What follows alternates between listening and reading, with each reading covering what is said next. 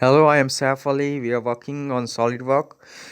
We are drawing a blend pipe of diameter 20 mm, and this is the SolidWork software. And now we are going to move toward the drawing section where we are draw a line and having the some diameter of a pipe. We are going to bend it so that it connects to the pump. It is a centrifugal pump where it raises the pressure of the pump. So now we are going to try it, and this is also used in hvac system, so we are working on it and make it more proper for.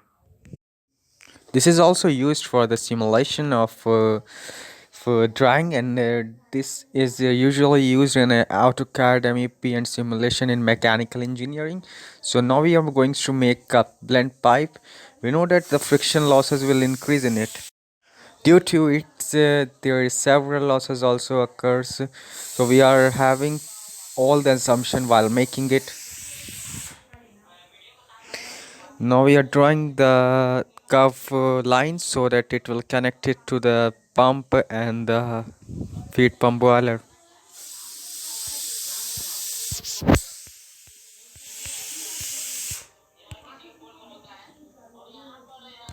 Now we are drawing it, and it will be the useful thing for the drawing purposes as well as for making something which is like firefighting industry. It is also used in.